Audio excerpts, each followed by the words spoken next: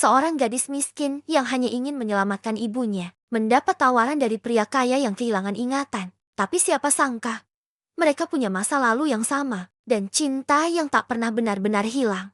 Udara malam di kampung padat itu terasa lembab dan pengap. Deretan rumah petak berdinding triplek dan sing berjejer seperti barisan luka yang menganga di pinggiran kota. Suara tikus dari gorong-gorong menyatu dengan tangis bayi di rumah sebelah. Dan aroma got bercampur asap dapur menyusup ke dalam bilik tempat Rani duduk menggigil.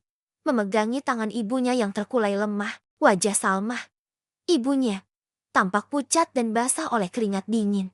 Napasnya tersengal, tersendat seperti mesin tua yang memaksa terus hidup. Rani menempelkan kain basah ke dahi sang ibu, menahan air mata yang sudah terlalu sering tumpah. Di meja kecil, botol obat terakhir sudah kosong. Dia tahu ini malam krusial. Jika tidak ada tindakan, ibunya bisa pergi. Malam ini juga. "Bu, tolong bertahan ya. Tunggu Rani cari bantuan," bisiknya lirih. Tapi siapa yang akan membantu? Ia telah mengetuk banyak pintu, meminjam ke sana kemari, bahkan menjual perhiasan terakhir warisan ayahnya hanya untuk membeli obat-obatan murah. Tidak ada yang tersisa kecuali tekad dan air mata. Rani berlari keluar. Sandalnya terlepas saat menuruni anak tangga reot. Dia tak peduli. Ia menuju puskesmas terdekat yang berjarak hampir 2 kilometer. Nafasnya memburu, langkahnya terhuyung, dan pandangannya mulai kabur. Namun ketika sampai, hanya papan pengumuman yang menyambutnya. Puskesmas tutup buka pagi jam 07.00. Dunia terasa runtuh di bawah cahaya lampu jalan yang redup. Ia terduduk, memeluk lutut dan menangis. Tangis yang sunyi, tanpa suara, namun menyesakan. Seperti ratusan luka tak terlihat yang terbuka bersamaan. 5 menit, 10 menit, tak ada yang datang. Lalu, suara mesin mobil berhenti tak jauh darinya. Sebuah mobil hitam mengilap, terlalu mewah untuk berada di jalan rusak seperti itu. Terparkir dengan mesin masih menyala. Dari dalamnya keluar seorang pria tinggi dengan setelan jas santai. Wajahnya bersih tapi kaku. Matanya tajam dan penuh tanya. Ia menatap Rani beberapa detik sebelum akhirnya bicara. "Kamu kenapa duduk di situ malam-malam?" Tanyanya singkat. Rani mendongak. Ia ragu menjawab. Matanya merah, tubuhnya kotor, dan ia tak punya energi untuk menjelaskan panjang lebar. Namun mungkin karena kalut atau putus asa, ia menjawab juga. "Ibu saya, sekarat. Saya butuh bantuan." Pria itu memandangi Rani lama, seolah sedang mempertimbangkan sesuatu yang berat. Ia tidak terlihat empatik, lebih seperti menganalisis. "Apa kau butuh uang?" Tanyanya tajam, hampir sinis. Rani mengangguk pelan. "Untuk bawa ibu ke klinik." "Saya nggak punya siapa-siapa." Hening beberapa saat. Lalu, pria itu membuka pintu belakang mobilnya. "Masuk, biar aku antar." "Klinik dekat sini masih buka." Rani ragu sejenak, tapi tak punya pilihan. Ia masuk ke mobil itu, duduk dengan hati was-was. Bau parfum pria itu mencolok. Interior mobilnya terlalu bersih, terlalu mewah dibandingkan tubuh Rani yang masih berdebu jalanan. Mereka tiba di klinik swasta, yang tidak pernah bisa dijangkau Rani selama ini. Ia berlari masuk, meminta bantuan, dan malam itu Salma akhirnya mendapat penanganan. Infus dipasang, oksigen dipasok, dan untuk pertama kalinya dalam minggu-minggu terakhir, Rani bisa bernapas sedikit lega. Setelah semua tenang, Rani kembali ke ruang tunggu. Pria itu masih di sana, duduk tenang sambil membaca sesuatu di ponselnya. Ketika ia sadar Rani mendekat, ia menatap tajam lalu bicara dengan nada datar. "Kamu tidak tahu siapa aku, kan?"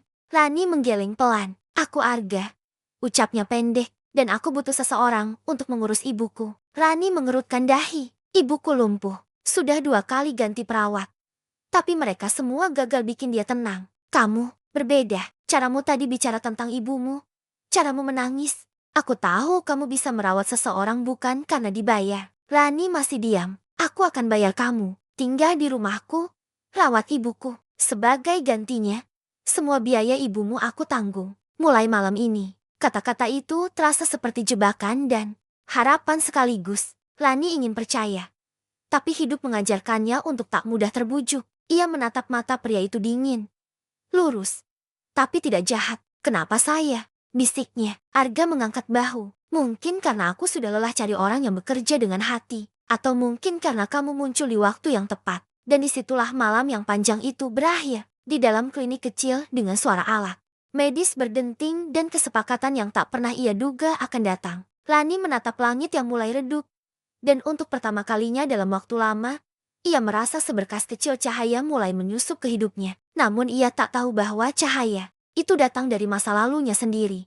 Pagi datang membawa embun di sela-sela kaca jendela klinik yang mulai mengembun. Udara masih basah oleh sisa hujan semalam. Dan aroma obat-obatan menyatu dengan bau plastik kantong infus yang tergantung di samping ranjang. Rani duduk di sisi tempat tidur Salma, menggenggam tangan ibunya yang kini tampak lebih tenang. Wajah pucat itu masih belum sepenuhnya pulih, tapi napasnya sudah teratur. Tidak lagi tersendat seperti malam tadi. Di luar ruang perawatan, Arga berdiri bersandar pada dinding dengan tangan menyilang. Ia tidak bicara banyak sejak tadi pagi. Sikapnya tetap tenang, bahkan terkesan acuh. Tapi dari raut wajahnya yang beberapa kali menoleh ke arah ruangan Salma, ada sesuatu yang tak bisa disembunyikan. Perhatian, bukan empati, mungkin, tapi ketertarikan akan sesuatu yang belum ia mengerti. Beberapa menit kemudian, Rani keluar perlahan. Matanya sembab, tapi ada rasa terima kasih yang dalam terpancar dari sorotnya. Terima kasih, saya nggak tahu harus bilang apa, ucapnya pelan. Nyaris tak terdengar. Arga mengangguk sekali. Ibumu butuh perawatan intens. Aku sudah bayar untuk 2 hari ke depan. Setelah itu, kalau kamu setuju dengan tawaranku tadi malam, kita pindah ke rumahku. Di sana akan lebih mudah mengurus 2 orang tua yang sakit sekaligus. Rani menunduk. Otaknya masih berputar. Tawaran itu terlalu besar, terlalu cepat. Apa gak ada orang lain yang lebih pantas untuk pekerjaan itu? Tanyanya hati-hati. Ada, tapi semua gagal. Jawab Arga datar. Perawat-perawat profesional bisa memberi obat, tapi mereka enggak punya apa yang kamu punya, ketulusan. Rani terdiam. Di antara semua hinaan yang pernah ia terima, kata itu terasa asing. Ketulusan. Aku tahu kamu butuh waktu, tapi pilihan ini bisa menyelamatkan ibumu dan dirimu juga. Arga menatap jam tangannya. Aku akan kembali sore nanti. Kalau kamu setuju, kita langsung berangkat. Kalau tidak, aku tetap bayar biaya klinik sampai hari ini. Ia kemudian berbalik, melangkah pergi tanpa menunggu jawaban. Rani kembali ke ruang perawatan. Ia duduk lagi di samping ibunya, menatap wajah yang begitu ia cintai. Sudah bertahun-tahun ia menjadi segalanya bagi wanita itu. Anak, perawat, tulang, punggung. Tak ada hari tanpa rasa lelah dan putus asa. Tapi ia bertahan, karena Salma adalah satu-satunya yang tersisa. Ia teringat malam-malam saat ia harus tidur di lantai demi menghangatkan ibunya dengan satu-satunya selimut mereka. Ingat saat-saat harus makan nasi dengan garam agar uang cukup untuk membeli obat. Sekarang, seseorang datang membawa tawaran yang bisa mengubah semuanya. Tapi, kenapa Rani merasa takut? Mata Salma terbuka perlahan. Wajahnya masih pucat, tapi ia sempat menyunggingkan senyum tipis. Rani, kamu belum tidur? Ya, suaranya serak. Enggak apa-apa, Bu. Yang penting ibu udah baikan. Salma mengangkat tangan lemah, menyentuh pipi Rani. Kamu capek ya? Nak, maafin ibu. Cuma bisa jadi beban. Rani buru-buru mencium tangannya. Jangan bilang gitu. Bu, enggak ada ibu. Rani enggak akan kuat sampai sejauh ini. Salma mengangguk kecil, lalu memejamkan mata lagi. Rani memandanginya lama, lalu menarik napas panjang. Sore itu, saat Arga kembali ke klinik, Rani sudah berdiri di depan pintu dengan sebuah tas ransel kecil dan satu kantong kresek berisi pakaian ibunya. Ia sudah siap. Kami ikut, katanya tegas. Tak lagi ragu. Arga hanya mengangguk, tanpa komentar berlebihan. Mereka membawa Salma dengan ambulans kecil yang Arga siapkan. Rani duduk di dalam, menggenggam tangan ibunya sepanjang perjalanan. Sekitar 1 jam kemudian, mobil mereka memasuki kompleks perumahan mewah di kawasan pinggiran kota. Gerbang tinggi, taman rapi, dan jalanan bersih seperti dunia yang berbeda. Rumah Arga berdiri dengan angkuh 3 lantai, dinding putih bersih, dan kaca besar di mana-mana. Rani menelan ludah. Bahkan rumah itu lebih besar dari seluruh gang tempat ia tinggal. Selamat datang di rumah baru kalian, ucap Arga singkat. Setelah Salma dibantu masuk dan diberi kamar khusus dengan peralatan medis lengkap, Rani dipandu oleh seorang perempuan parubaya bernama Bu Sinta, pengurus rumah tangga lama Arga yang terlihat galak tapi tegas. Kamu akan bantu saya urus rumah ini, tapi tugas utamamu urus Bu Mirna, ibunya Mas Arga, kata Sinta. Beliau di lantai 2, sudah 2 tahun gak bisa jalan. Perawat sebelumnya keluar seminggu lalu. Rani mengangguk. Ia merasa seperti ditarik masuk ke dunia lain, dingin, sunyi, dan penuh protokol. Malam itu, setelah Salma tertidur, Rani memberanikan diri naik ke lantai 2, membuka pintu kamar yang disebutkan. Di dalamnya, seorang wanita tua duduk di kursi roda dengan wajah keras dan mata tajam. Rambutnya disanggul rapi, kulit wajahnya putih pucat. Tapi dari sorot matanya, Rani tahu ini bukan perempuan yang mudah diluluhkan. "Siapa kamu?" tanya Bu Mirna dengan suara tajam. "Saya, Rani, perawat baru ibu," jawabnya hati-hati. Bu Mirna menatap dari ujung kepala sampai kaki, lalu mendengus. "Kamu kelihatan kotor, lemah, enggak akan tahan 3 hari di sini." Rani menunduk, menahan perasaan. "Tapi saya akan bertahan, Bu," jawabnya pelan. "Saya di sini bukan cuma cari kerja. Saya cuma ingin ibu merasa dirawat seperti ibu saya." Ucapan itu membuat Bu Mirna terdiam sesaat. Tapi hanya sebentar. Ia memalingkan wajah. "Besok bangun jam 5, jangan terlambat." Rani mengangguk. Ia menutup pintu pelan, lalu berjalan kembali ke kamarnya. Di lorong yang sepi, ia sempat berpapasan dengan Arga. Pria itu berhenti sejenak, menatapnya singkat. "Kamu punya nyali juga ternyata." Rani menatap balik. "Tak mau kalah. Saya nggak punya banyak pilihan. Tapi kalau saya sudah ambil keputusan, saya akan jalani sampai akhir." Arga menyunggingkan senyum kecil, entah senyum kagum atau mengejek. "Kita lihat saja nanti." Dan begitulah, tangan tak terduga yang hadir di malam paling gelap telah membawa Rani ke dunia baru. Dunia yang jauh dari apa yang ia kenal. Tapi di balik semua ketakutan itu, ia menyimpan satu keyakinan kecil. Jika hidup memberinya ujian, ia akan menjawabnya dengan ketulusan. Meski tak tahu bahwa ujian yang sebenarnya baru saja dimulai. Langit pagi di rumah Arga tampak berbeda, bersih, cerah, seolah tidak mengenal debu dan asap. Burung-burung berkicau pelan dari balik pepohonan hias yang tertata rapi di taman depan. Suasana tenang dan elegan, tapi bagi Rani, pagi itu terasa menegangkan. Dia berdiri di dapur besar yang dindingnya mengilap seperti hotel, mencoba membiasakan diri dengan suasana yang asing dan orang-orang yang tidak ia kenal. Sinta, pengurus rumah tangga yang sudah bekerja puluhan tahun di rumah itu, mengawasinya ketat. Setiap gerak Rani seolah dinilai caranya mencuci tangan, menyusun gelas. Bahkan ketika ia bernapas terlalu pelan pun terasa seperti kesalahan. "Kamu harus tahu, ini bukan rumah kontrakan. Di sini semua ada aturan. Jam makan, jam bersih-bersih, semua sudah ditentukan," kata Sinta sambil mengaduk bubur untuk Bu Mirna. Rani hanya mengangguk, tidak membantah. Ia tahu, melawan hanya akan membuat segalanya lebih sulit. Setelah semua disiapkan, Rani membawa baki berisi bubur, teh hangat, dan obat pagi ke lantai 2. Tangannya sedikit gemetar. Bukan karena takut, tapi karena tekanan yang mengendap sejak malam sebelumnya. Pintu kamar Bu Mirna sudah terbuka sedikit. Ketika Rani masuk, wanita itu duduk di kursi rodanya, menatap tajam ke arah jam dinding. "Kamu terlambat 3 menit. Komentarnya dingin. "Saya minta maaf, Bu," jawab Rani sambil menunduk. Tanpa bicara lebih, ia mulai membantu Bu Mirna makan. Awalnya wanita itu menolak, menyuruhnya menjauh. Tapi ketika tangan Rani menyuap perlahan, dengan nada bicara lembut dan wajah penuh kesabaran, Bu Mirna akhirnya membuka mulut. Ia tak mengakui secara langsung, tapi dari caranya menghabiskan makanan tanpa banyak protes, Rani tahu ia diterima. Meskipun hanya sebagian kecil. Hari-hari berikutnya berlalu dengan ritme yang kaku dan penuh penyesuaian. Rani mulai memahami sistem dalam rumah besar itu. Ia membantu Sinta membersihkan rumah, menyiapkan makanan, dan mengurus segala kebutuhan Bu Mirna. Di sela-sela itu, ia menyempatkan diri turun ke kamar ibunya, yang dirawat di lantai dasar dengan peralatan sederhana, namun lengkap. Namun satu hal yang terus mengganjal dalam pikirannya adalah Arga. Pria itu jarang berada di rumah. Ia keluar pagi-pagi, pulang larut malam. Ketika ada di rumah pun, kehadirannya seperti bayangan diam, dingin, dan sulit ditebak. Rani hampir tak pernah bicara dengannya. Kalaupun bertemu, hanya sebatas pagi dan terima kasih. Tapi suatu sore, keadaan berubah.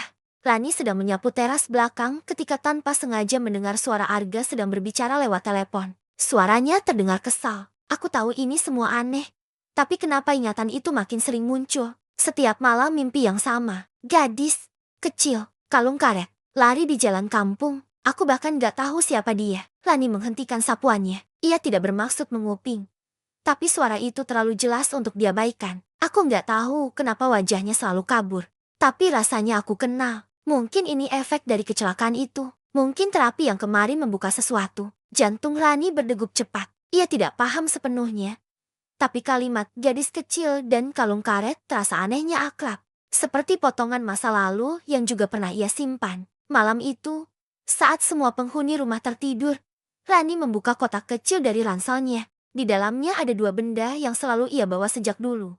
Foto robek masa kecilnya dengan seorang anak laki-laki di sebelahnya.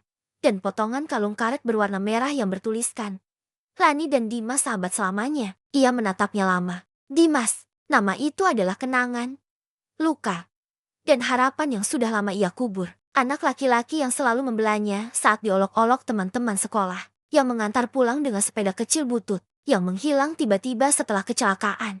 Mobil bersama keluarganya tak pernah ada kabar sejak itu. Rani menutup matanya. Ia belum yakin. Tapi firasatnya mulai berbicara. Terlalu banyak kebetulan yang mengganggu. Tatapan Arga, suara dalam mimpinya. Kalimat yang ia dengar di telepon. Apakah mungkin pagi berikutnya, saat Rani menyajikan sarapan untuk Bu Mirna, wanita tua itu tiba-tiba berkata, "Kamu anak baik, tapi hati-hati." Rani berhenti menyuap. Arga itu keras, tertutup. Kadang bahkan aku nggak tahu apa yang ada di pikirannya. Dia terlihat sangat menjaga jarak. "Bu," ujar Rani pelan. Dia anak tunggal. Setelah kecelakaan itu, dia jadi orang lain. Bahkan aku, ibunya, seperti orang asing baginya. Rani menoleh cepat. Kecelakaan. Bu Mirna mengangguk lemah. 10 tahun lalu, keluarga besar kami meninggal di dalam mobil. Hanya dia yang selamat. Tapi dia lupa segalanya. Nama, tempat tinggal, bahkan masa kecilnya. Tangan Rani gemetar. Dia lupa semuanya. Dokter bilang itu trauma berat. Aku yang merawatnya sejak kecil. Tapi, aku bukan ibu kandungnya. Hanya kerabat jauh. Saat dia ditemukan, aku ditunjuk wali karena tidak ada lagi yang hidup dari keluarganya. Kalimat itu membuat darah Rani membeku. Dimas kehilangan keluarganya dalam kecelakaan. Arga kehilangan ingatan dalam kecelakaan. Nama dan rupa mungkin berubah. Tapi sesuatu dalam diri Rani mulai yakin. Mereka adalah orang yang sama. Sore itu, Rani berdiri lama di depan cermin kamar. Ia menggenggam kalung karet merah itu erat di tangan. Jika benar Arga adalah Dimas, maka semua ini bukan kebetulan. Ia harus menemukan kebenarannya. Tapi ia juga harus hati-hati. Karena jika salah melangkah, ia bisa kehilangan semuanya, pekerjaan, tempat tinggal, dan yang lebih penting, harapan untuk menyatukan kembali dua kehidupan yang pernah terpisah oleh waktu dan tragedi. Dan saat matahari mulai tenggelam di balik jendela besar rumah itu, Rani menatap pantulan dirinya dengan tekad baru. Ia akan tetap di rumah itu, bukan hanya untuk membalas kebaikan Arga, tapi untuk mencari kebenaran, dan mungkin menemukan kembali seseorang yang pernah ia sayangi.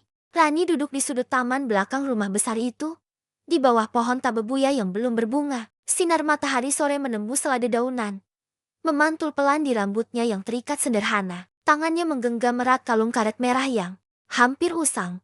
Satu-satunya peninggalan masa kecil yang belum pernah ia lepaskan. Di benaknya, wajah Dimas muncul dengan jelas, tawa kecil. Suara pelan yang selalu memanggil namanya dengan cara berbeda dari yang lain.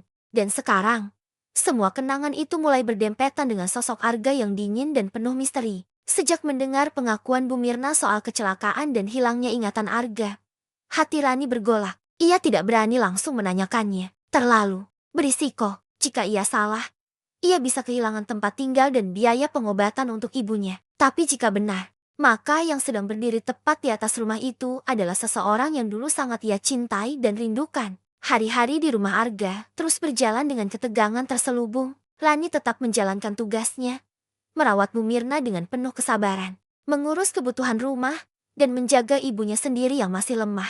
Tapi setiap langkahnya kini penuh waspada.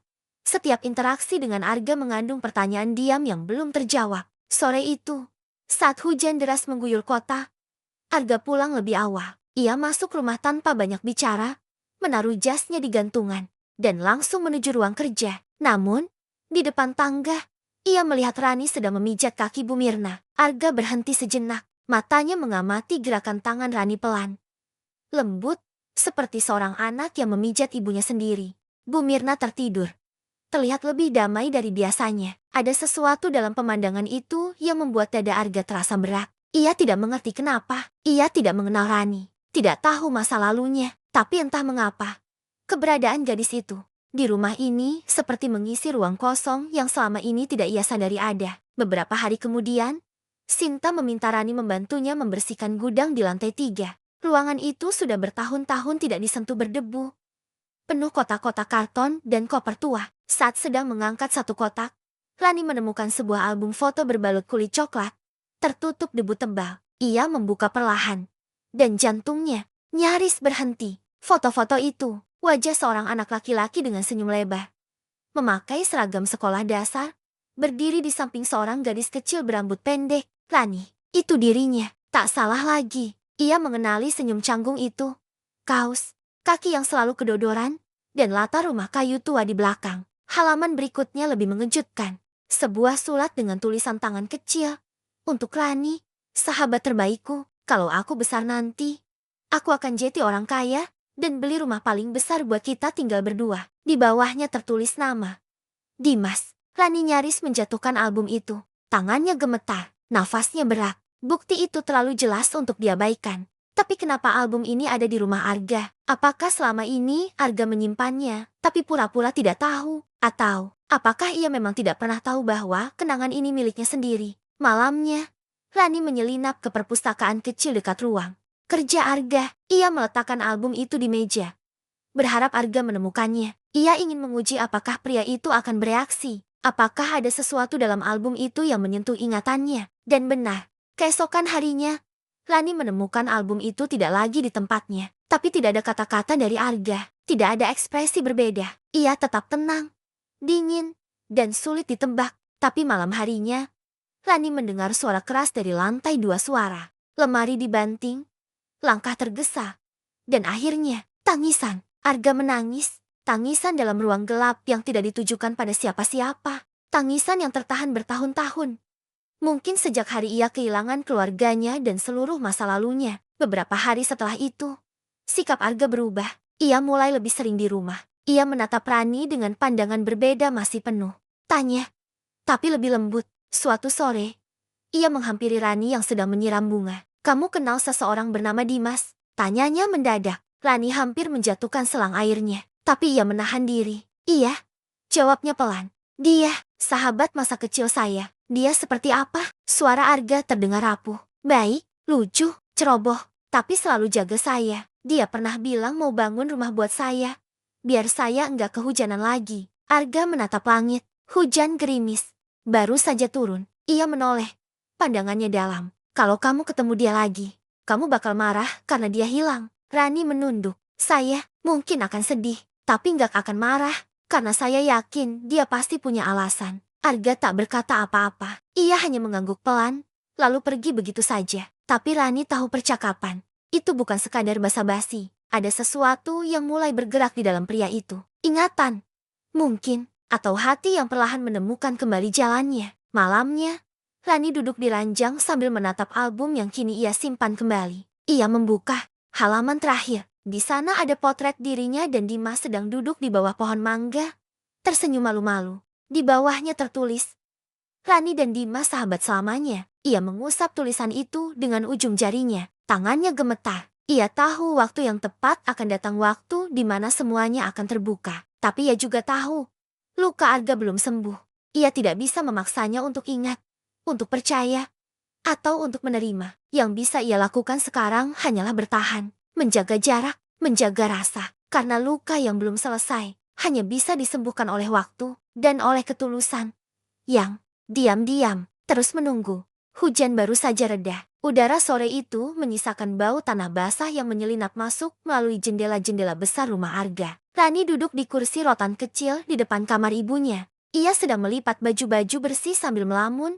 Pikirannya terbang kemana-mana. Sejak kejadian beberapa hari lalu, suasana rumah terasa berbeda. Arga lebih sering di rumah, lebih diam, dan lebih banyak memerhatikan bukan hanya ibunya, tapi juga Rani. Rani tidak tahu apakah itu karena album foto yang ia sengaja tinggalkan di meja, atau karena percakapan kecil mereka tentang Dimas. Tapi satu hal pasti, perlahan-lahan, bayangan masa lalu mulai muncul kembali di kehidupan Arga. Dan itu membuat Rani waspada. Hatinya mulai berharap, dan ia tahu harapan itu bisa menjadi luka baru jika ternyata salah. Hari itu, Sinta meminta Rani membersihkan ruang baca kecil di lantai 2. Ruangan itu jarang dipakai, penuh debu dan buku tua yang tersusun acak. Saat sedang membersihkan rak bawah, Rani menemukan laci kecil yang tersembunyi di balik tumpukan majalah. Ia menariknya perlahan dan menemukan sesuatu yang membuat jantungnya berhenti sesaat. Sebuah amplop kuning tua, tertutup rapat dengan segel lilin yang sudah retak. Tanpa berpikir panjang, ia membukanya. Di dalamnya ada secarik surat dengan tulisan tangan kecil. Jelas tulisan anak-anak, hurufnya agak berantakan, tapi masih bisa terbaca. Rani, maaf kalau aku harus pergi duluan. Kata ayah kita akan pindah kota. Aku gak sempat pamit, tapi aku janji. Suatu hari nanti aku bakal nyari kamu lagi. Jangan lupa ya, sahabat kita selamanya. Dimas, tangan Rani gemetar. Air matanya menetes tanpa izin. Surat ini, ia belum pernah melihatnya. Mungkin Dimas menulis surat ini sebelum kecelakaan. Mungkin ia memang berniat kembali. Tapi takdir berkata lain dan surat ini terselip. Tertahan oleh waktu, oleh rumah, oleh kehilangan. Ia melipat surat itu hati-hati dan menyimpannya di balik saku. Di dalam hatinya, perasaan yang sudah lama ia pendam mulai menguat. Jika Arga benar-benar Dimas, maka surat ini adalah jembatan. Bukti bahwa perasaan mereka dulu bukan sekadar permainan anak-anak. Bahwa janji kecil itu belum sepenuhnya mati. Sore harinya, Arga masuk ke ruang baca dan melihat Rani sedang menyusun buku. Kamu nemuin sesuatu? Tanyanya tanpa ekspresi. Rani menoleh cepat, menahan napas. Cuma buku-buku tua. Mas, Arga mendekat, lalu duduk di kursi baca tua di dekat jendela. Dulu aku suka tempat ini, katanya pelan. Tapi sekarang, aku nggak tahu lagi kenapa. Semuanya kayak asing. Kadang, kenangan butuh waktu untuk pulang. Ujar Rani tanpa menatapnya. Arga tersenyum kecil, lalu berdiri dan pergi tanpa berkata apa-apa lagi. Tapi sebelum ia melangkah keluar, ia sempat menoleh dan bertanya, kalau kamu dikasih kesempatan buat ketemu seseorang dari masa lalu, kamu bakal ngapain? Rani menjawab tanpa ragu, aku bakal peluk dia. Lalu bilang, akhirnya kamu pulang. Arga diam sebentar. Mungkin, aku juga bakal begitu. Malam itu, Rani duduk di kamar ibunya yang sudah tertidur. Lampu kecil menyala remang. Ia membuka surat dari Dimas lagi. Membacanya pelan-pelan seolah itu doa. Ia tahu waktu terus berjalan. Dan cepat atau lambat, ia harus memilih. Tetap diam, atau menunjukkan semua bukti yang ia punya. Tapi ia juga tahu jika Arga belum siap.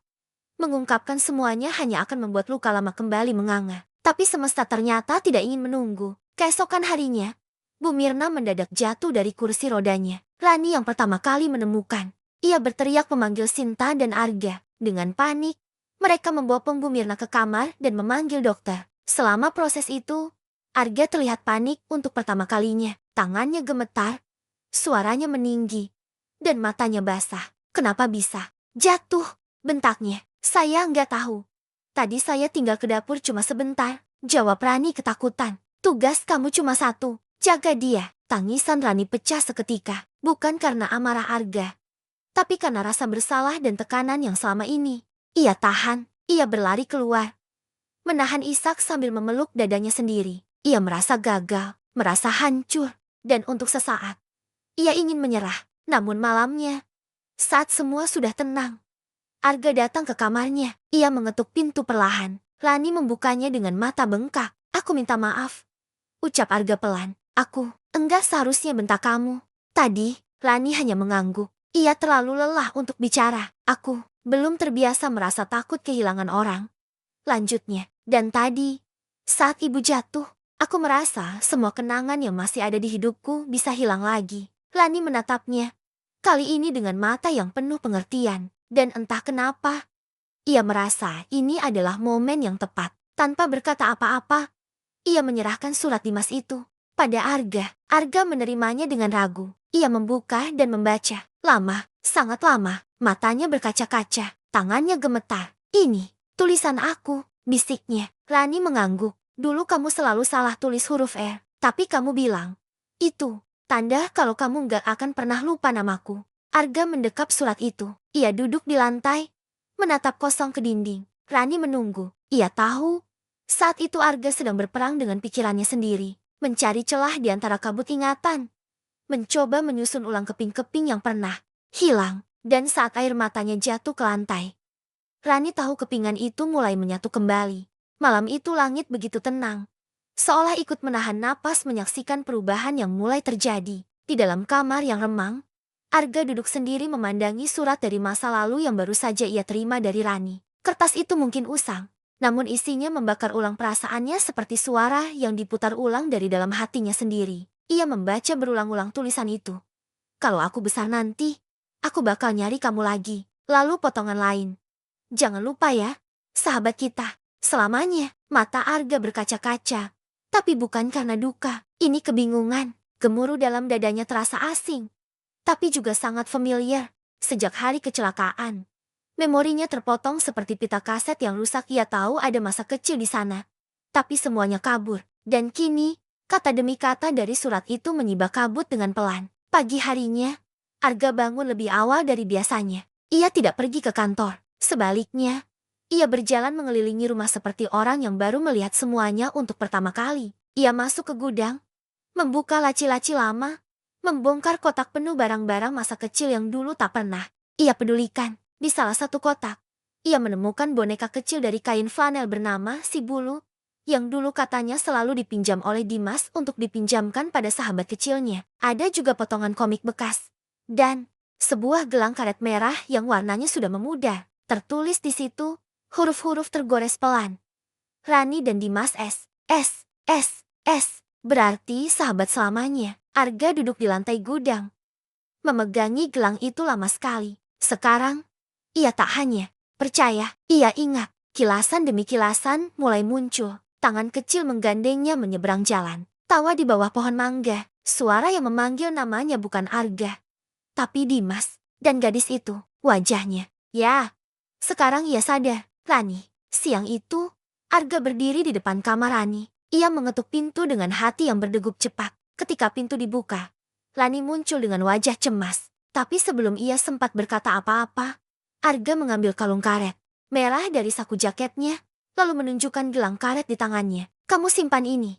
Tanya Rani dengan suara gemetar. Selalu, jawab Arga pelan. Tapi aku lupa kenapa. Sekarang aku ingat. Rani membekap mulutnya. Air mata tak tertahan. Kamu Dimas? Tanyanya. Meski jawabannya sudah jelas. Arga mengangguk. Aku, Dimas. Rani langsung memeluknya. Pelukan yang bukan sekadar karena rindu, tapi karena luka yang selama ini mereka pikul sendirian akhirnya menemukan pelabuhannya. Tidak ada kata-kata lain yang keluar dari keduanya. Hanya air mata dan bisikan yang tak terucap. Kamu pulang. Beberapa hari setelah itu, rumah besar itu berubah. Rani dan Arga, atau lebih tepatnya Dimas, mulai saling bicara tentang masa lalu mereka. Mereka menyusun kembali ingatan-ingatan yang sempat terpendam. Pohon mangga yang jadi saksi tawa mereka, sepeda tua yang pernah mereka pakai berdua, hingga perpisahan terakhir sebelum kecelakaan yang memisahkan segalanya. Bu Mirna sempat terkejut saat tahu siapa sebenarnya Rani. Tapi ketika melihat bagaimana Dimas memandang gadis itu dengan rindu dan penghormatan, ia hanya mengangguk tenang. Mungkin memang waktunya kalian saling menemukan, ujarnya singkat. Rani merawat Salmah dengan lebih ringan sekarang. Beban hidupnya yang dulu terasa seperti batu besar di pundak kini perlahan meluruh. Ia tidak lagi merasa sendiri, tidak lagi merasa kalah oleh keadaan. Dan Dimas, yang kini mengenali siapa dirinya, mulai memperbaiki hubungan yang selama ini dingin dengan Bu Mirna, wanita yang meski bukan ibu kandung, telah mengorbankan hidupnya untuk merawatnya. Namun tak semuanya menjadi damai seketika. Suatu malam, saat duduk berdua di taman belakang, Rani bertanya pelan, kamu yakin kamu pengen tetap jadi Arga? Atau kamu akan kembali jadi Dimas? Dimas terdiam. Ia menatap langit yang gelap tanpa bintang. Aku enggak bisa sepenuhnya kembali ke Dimas, ujarnya pelan. Terlalu banyak hal yang sudah berubah. Tapi aku juga enggak bisa hidup sepenuhnya sebagai Arga karena bagian terbesarku adalah masa kecil yang aku habiskan bersamamu. Rani hanya mengangguk. Ia paham, hidup tidak bisa diputar ulang. Tapi ia percaya satu hal. Kebenaran yang akhirnya ditemukan bisa menjadi jalan baru. Bukan untuk menghapus luka, tapi untuk melangkah bersama. Kali ini dengan penuh kesadaran. Dan malam itu, saat hujan kembali turun membasahi bumi, dua hati yang pernah terluka oleh waktu kini berdetak dalam satu atap, saling menjaga, saling menyembuhkan. Karena ingatan, betapapun tersesatnya, akan selalu mencari jalan pulang. Dan cinta akan selalu menunggu di ujung perjalanan.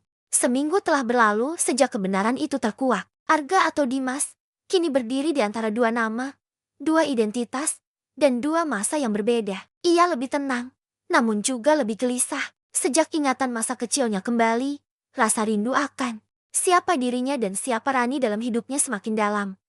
Tapi bersamaan dengan itu, beban sebagai Arga, pewaris kekayaan dan sistem yang rumit, juga tak bisa ia lepaskan begitu saja. Rani tahu itu. Ia bisa melihat pergolakan di mata Dimas setiap kali mereka bicara tentang masa depan. Dimas mencintainya itu jelas dari cara dia memperhatikan, cara dia mendengarkan, dan cara dia kembali memanggil Rani dengan suara khas masa kecilnya. Tapi di balik semua itu, ada sesuatu yang belum selesai, sesuatu yang Dimas sembunyikan rapat-rapat. Bahkan dari dirinya sendiri. Pada suatu pagi yang seharusnya cerah, Bu Mirna mendadak jatuh sakit. Lebih parah dari sebelumnya. Dokter pribadi keluarga langsung dipanggil.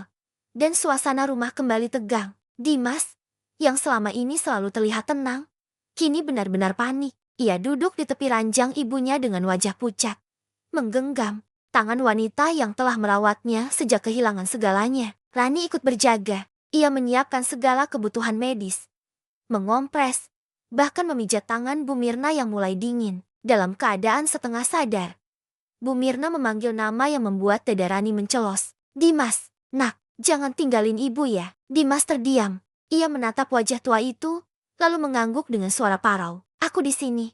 Bu, aku gak akan kemana-mana. Bu Mirna tersenyum tipis sebelum tertidur lagi. Dan saat itu juga, Rani mengerti satu hal, Dimas masih terikat pada keluarga ini.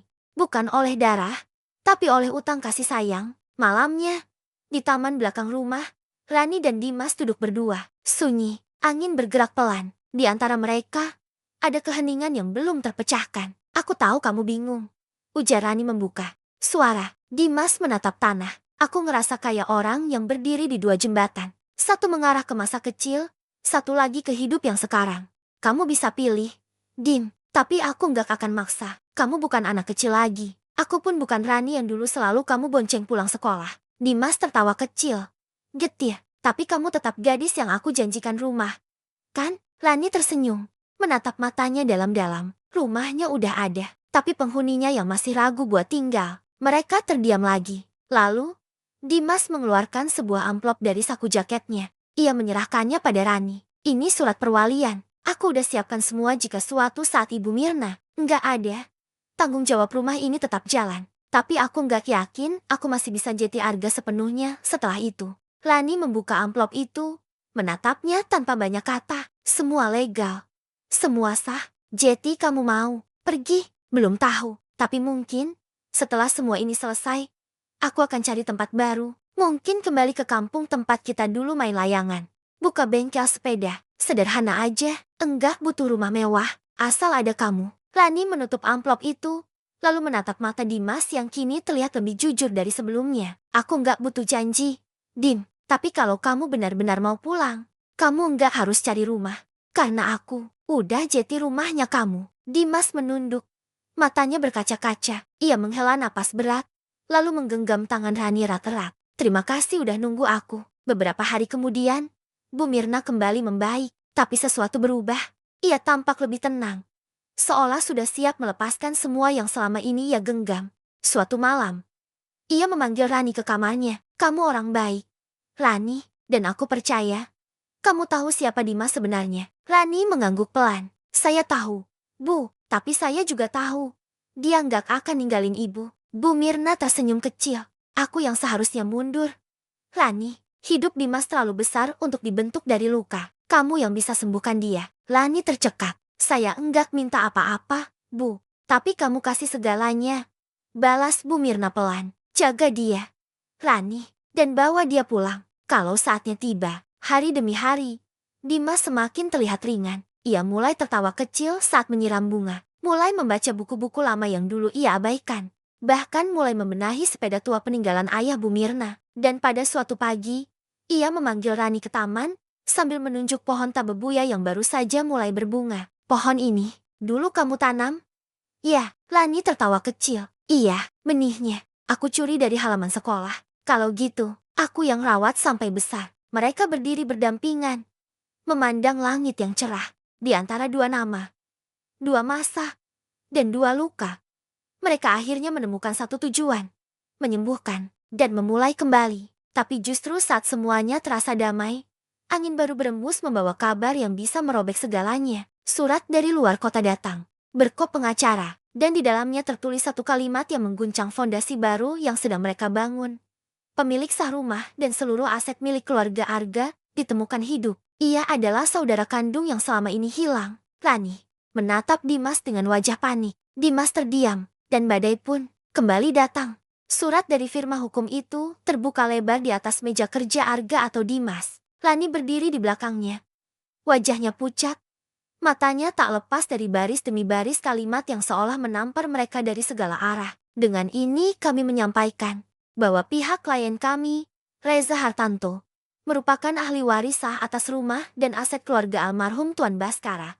Berdasarkan dokumen identitas dan hasil tes DNA yang telah diverifikasi, nama itu Reza Hartanto bukan nama asing. Rani langsung ingat, Reza adalah anak tertua dari pasangan Pak Baskara dan Bu Yuni, keluarga yang dulu tinggal di seberang rumah kecil masa lalu mereka. Setelah kecelakaan yang merenggut nyawa orang tua Dimas, Reza juga dinyatakan hilang. Ia lebih tua 8 tahun dari Dimas, dan kabarnya ikut ke luar negeri saat remaja untuk sekolah. Kini, bertahun-tahun kemudian, ia muncul kembali, membawa dokumen dan klaim atas segalanya. Selama berhari-hari, suasana rumah berubah drastis. Dimas kembali diam, tapi bukan diam yang tenang melainkan sunyi yang mengguncang. Ia tak bicara banyak, tak tersenyum, tak lagi menyiram bunga atau membenahi sepeda tua. Ia hanya duduk di ruang kerja, menatap dokumen, memeriksa kembali warisan, kontrak, surat tanah, dan semua legalitas yang dulu tak ia pedulikan. Rani tahu ini bukan tentang uang.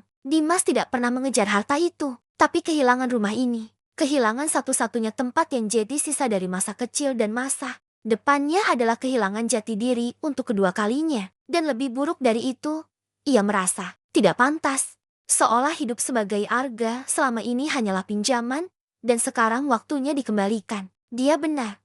Ren, ujar Dimas pelan di suatu malam. Rani menoleh cepat. Mereka duduk berdua di dapur. Lampu remang menyinari wajah Dimas yang terlihat lebih tua dari biasanya. Dia anak kandung, saudara tiri dari ayahku. Aku cuma anak angkat yang gak pernah tahu kebenaran dari hidupku. Bahkan nama Arga pun bukan milikku sejak awal. Rani menggenggam tangannya. Tapi kamu yang merawat rumah ini. Kamu yang jaga Bu Mirna. Kamu yang bangun semuanya dari nol. Tapi itu gak cukup di depan hukum, balasnya. Dan lebih dari itu, aku capek hidup dengan dua nama, Dimas, Arga. Masa lalu, masa kini, aku cuma pengen jadi satu orang yang utuh. Tapi sekarang semua itu kembali hancur. Kalau gitu, ujar Rani pelan, pilih siapa dirimu karena hati, bukan karena kertas atau warisan. Dimas menunduk, di matanya ada air yang tertahan. Tapi bagaimana kalau aku nggak bisa kasih apa-apa ke kamu?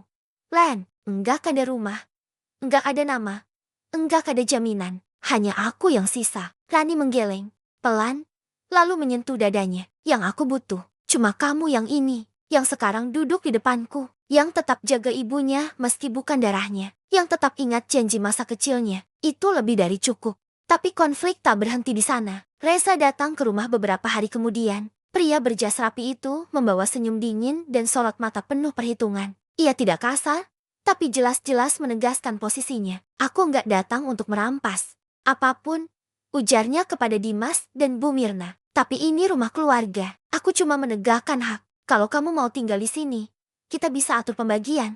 Pembagian, ulang Dimas. Iya, tapi kamu harus lepas klaim penuh atas aset dan nama perusahaan. Aku sudah siapkan pengacara. Dimas tak menjawab. Tapi dari wajahnya, Rani tahu ia terluka. Bagi Dimas, tawaran itu adalah pengusiran yang dibungkus kertas hukum. Hari-hari berikutnya menjadi titik nadir kehidupan Dimas. Ia mulai membereskan barang-barangnya, membatalkan sejumlah janji bisnis, bahkan menyuruh Sinta untuk mulai mencari rumah sakit baru bagi Bu Mirna. Karena mereka harus pindah jika hak rumah ini dialihkan penuh. Rani tak tinggal diam. Ia mencari segala celah hukum, membaca dokumen lama, bahkan menghubungi mantan pengacara keluarga untuk mencari celah. Tapi semuanya mentok. Reza terlalu rapi, terlalu terstruktur. Ia datang bukan sekadar mencari hak, ia datang untuk mengambil alih segalanya. Dan pada suatu malam, saat Rani duduk sendiri di kamar ibunya, ia membuka laci kecil di meja tua dan menemukan sebuah kaset rekaman. Labelnya sudah pudar. Tapi ada tulisan tangan, untuk Dimas dari ayah. Rani membawanya ke kamar Dimas, lalu berkata, "Kamu harus dengar ini." Di ruang tamu, mereka memutar rekaman itu dengan pemutar kaset tua. Suara kasar terdengar lalu muncul suara seorang pria yang lembut tapi jelas penuh emosi. "Dimas, kalau kamu dengar ini, itu artinya ayah udah nggak ada. Tapi kamu harus tahu satu hal. Kamu memang bukan anak kandung ayah, tapi kamu anak yang ayah pilih untuk dijaga, disayangi, dan dijadikan penerus keluarga ini. Ayah titip rumah ini ke kamu, titip ibu, dan titip Rani, kalau nanti kamu ketemu dia lagi. Karena kamu, anak yang paling ayah percaya." Kaset berhenti, dan Rani melihat air mata Dimas jatuh pelan ke lantai. Hari berikutnya, Dimas berdiri di hadapan Reza dan pengacara. Ia menyerahkan dokumen yang menyatakan pelepasan aset, namun juga menyodorkan surat wasiat yang selama ini tersimpan dalam berangkas keluarga, lengkap dengan rekaman suara almarhum ayah mereka. Reza terdiam, wajahnya berubah. Ia tidak membantah, tapi ia tahu ia tidak bisa memenangkan ini secara moral. Meski secara hukum mungkin ia sah. "Aku nggak butuh rumah ini," kata Dimas tenang. "Tapi kamu juga nggak bisa usir aku dari hidup yang udah aku bangun." Reza menatapnya tajam. "Jeti, apa yang kamu mau? Aku mau kamu tahu satu hal, keluarga bukan soal siapa yang paling dulu lahir, tapi siapa yang tetap tinggal saat semua orang pergi." Dan saat Reza akhirnya pergi, dengan sikap yang sedikit lebih lunak, Dimas berdiri di tengah rumah itu bersama Rani dan Bu Mirna. Ia menatap langit-langit rumah itu, lalu berkata pelan, "Aku bukan Arga, aku bukan anak kandung, tapi rumah ini tetap rumahku, karena kenangannya hidup di sini." Rani meraih tangannya, menggenggam erat. "Kamu sudah pulang, Dim, dan kali ini, enggak ada yang bisa merampas itu." Setelah kepergian Reza, rumah besar itu kembali sunyi, bukan sunyi yang mencekam seperti sebelumnya, melainkan hening yang menyisakan ruang bagi semua yang tertinggal untuk bernapas lebih tenang. Dimas duduk di bawah pohon tabebuya yang kini sudah berbunga, kelopaknya berjatuhan perlahan, menyelimuti tanah seperti karpet lembut. Di sampingnya, Lani menyeduh teh hangat dalam termos tua. Tak ada kata, tapi kehadiran mereka saling menenangkan. Untuk pertama kalinya sejak lama, tidak ada yang harus dibuktikan, tidak ada topeng yang harus dikenakan. Dimas kini hanya Dimas, bukan Arga yang mewarisi kekayaan, bukan juga Dimas yang harus mencari tempatnya dalam sejarah keluarga orang lain. Ia adalah dirinya sendiri. Dan itu cukup. Beberapa minggu berlalu sejak konflik warisan itu meredah, Reza tidak lagi datang. Dan setelah menerima surat wasiat dan rekaman ayah mereka, ia memutuskan mundur dari segala tuntutan. Mungkin karena rasa bersalah, atau karena akhirnya mengerti bahwa warisan sejati bukan selalu soal harta, melainkan siapa yang merawatnya. Namun masih ada satu tanggung jawab besar yang belum selesai. Bu Mirna, kesehatannya semakin melemah. Rani dan Dimas tahu, waktu tidak akan lama, tapi mereka tak lagi panik, tidak lagi merasa dikejar. Yang mereka lakukan adalah menemani setiap detik dengan sebaik-baiknya, duduk di sisinya, membacakan buku, atau sekadar mengelus tangannya yang dingin. Suatu malam, Bu Mirna memanggil mereka berdua ke kamar. Nafasnya berat, tapi senyumnya lembut seperti biasa. "Kalian harus bahagia," katanya. "Aku sudah lihat kalian bertarung, bertahan, dan saling jaga. Itu cukup." Rani menunduk, menahan isak. Dimas menggenggam tangan ibu angkatnya erat. "Ibu nggak pernah nyesal ngambil kamu dari panti asuhan waktu itu. Dim, kamu anak yang ibu pilih, dan kamu buktiin kalau pilihan itu nggak salah." Dimas tak mampu berkata apapun, hanya mencium tangan wanita yang telah menjadi ibunya. "Kalau ibu pergi, jangan tinggal di rumah ini kalau itu menyakitkan. Tapi jangan juga lari, karena luka cuma bisa sembuh kalau kamu tetap berdiri." Dan malam itu, saat angin pelan menggeser tirai, Bu Mirna pergi, damai, dalam tidurnya. Pemakaman berlangsung sederhana, hanya keluarga dekat, beberapa tetangga lama, dan teman-teman lama dari yayasan tempat Bu Mirna dulu aktif. Dimas berdiri di depan pusara dengan jas hitam sederhana. Di tangannya, ia membawa pot kecil berisi bunga tabebuya yang diambil dari pohon halaman rumah. "Terima kasih, Bu," ucapnya pelan. "Untuk segalanya, untuk nama, dan untuk rumah." Setelah prosesi selesai, Rani dan Dimas duduk di beranda. Matahari sore mulai tenggelam, langit berubah jingga. "Kamu masih pengen pindah dari sini?" tanya Rani. Dimas menatap pohon tabebuya yang mulai menggugurkan kelopaknya lagi. "Dulu aku pengen lari, tapi sekarang aku ngerasa rumah ini bukan Sekadar bangunan. Ini tempat di mana semua cerita kita mulai. Dan kalau aku tinggalkan, berarti aku ninggalin semua luka dan pelajarannya. Jetty, desak Rani dengan senyum kecil. Dimas menarik napas.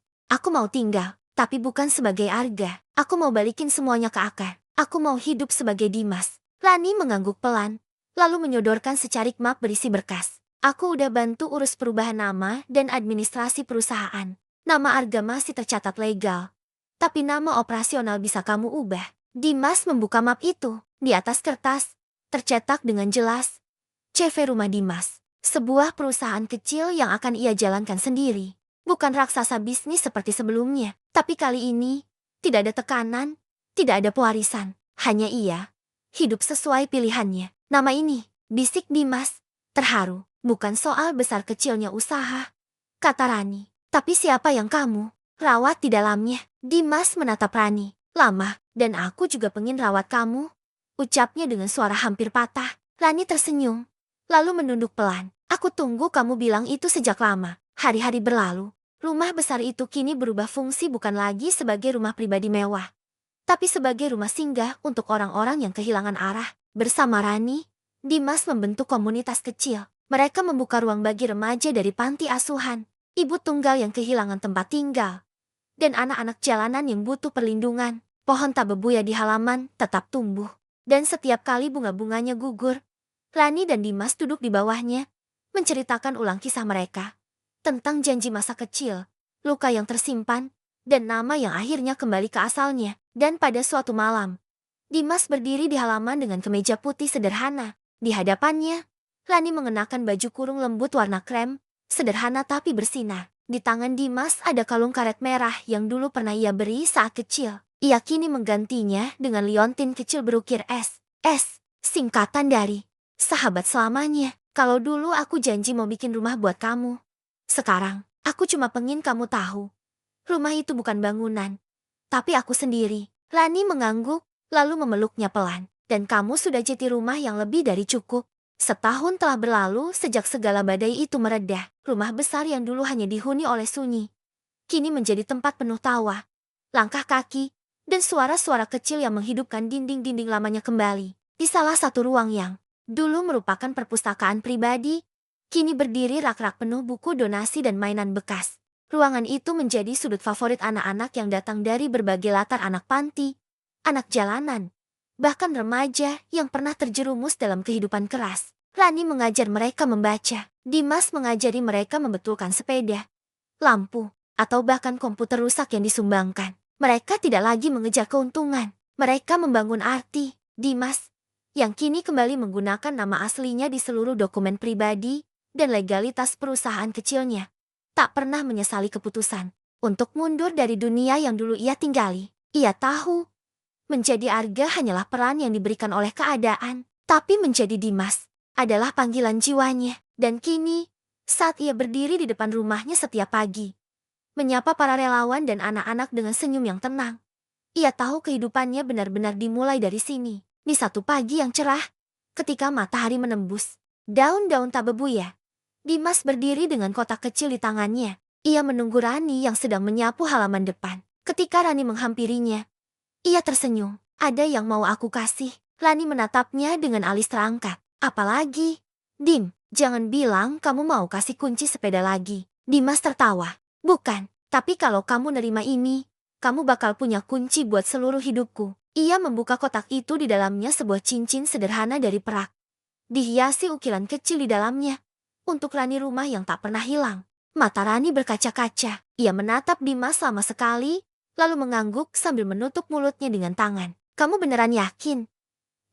Dimas menggenggam tangannya. Aku nggak pernah sesiap ini. Kamu yang ngingetin aku siapa diriku. Kamu yang jagain aku bahkan saat aku sendiri nggak tahu siapa aku. Kalau bukan kamu, aku nggak akan pernah pulang. Dengan tangan gemetar tapi pasti, Rani menerima cincin itu dan memakainya. Lalu mereka berpelukan di bawah tabebuya yang kini kembali mekar. Beberapa minggu setelah pertunangan kecil itu, mereka mengadakan syukuran sederhana. Bukan pesta besar, hanya duduk di halaman bersama anak-anak dan warga sekitar, makan bersama, tertawa bersama, dan mengenang perjalanan hidup yang panjang dan melelahkan, tapi penuh makna. Orang-orang mulai memanggil rumah itu dengan nama yang baru.